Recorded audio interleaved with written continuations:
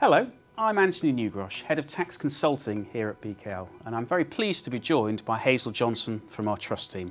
Hi. Hello. Hazel. Hazel, tell us a little bit more about your role at BKL. I'm a trust director at BKL, so I deal with trust advisory services, but I also have a wider remit in giving broader private client tax advice. What sort of clients do you normally help, Hazel? I deal with a wide variety of people, both UK and offshore related work. So I deal with people who are coming to the UK, looking to become UK resident and looking at sort of pre-arrival planning. I deal with people who are looking to leave the UK and how they can do that in a tax efficient manner. I deal with people who've been long-term resident here but have a foreign connection, so dealing with setting up offshore trusts for them or other structuring.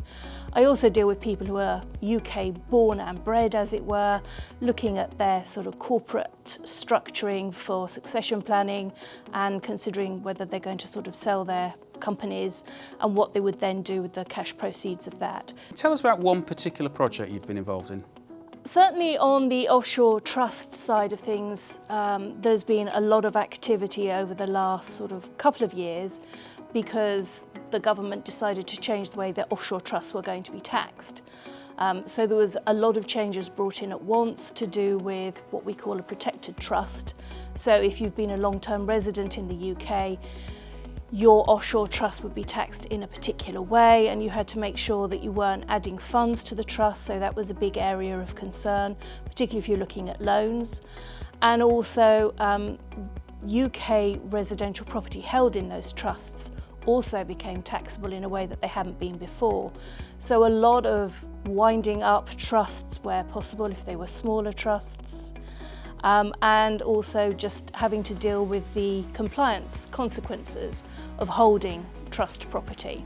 So looking at a large trust and offshore company structure which was basically trading and held lots of investment assets, but one beneficiary was living in a home that was held in one company in that structure, and having to do the tax return, the inheritance tax 10-year charge for that one property, which was worth sort of 1.2 million out of a 60 million pound trust fund, was a very complex and laborious process, because you don't just have to deal with the trust property, but also all the cross-company loans which went into the trust company that held that property, and which have to be taxed as if they're UK land as well.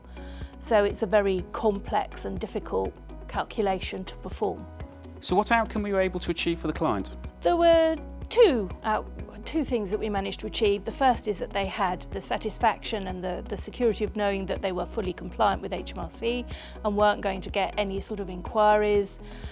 And we were able to minimise the amount of tax that they were going to pay by analysing all the reliefs that were available. But also, as a sort of a secondary outcome, we were able to look at the structuring of the trust and suggest a way that would remove the problem of that property by actually developing it and selling it to a third party, so that they could then take the sale proceeds and invest in UK residential property to live in outside of that structure.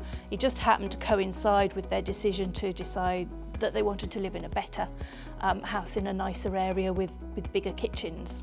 So what advice would you give to anyone with such complex tax affairs, Hazel? Always seek professional advice, and if you come to us, we will be able to help you with your problems, both advisory and compliance.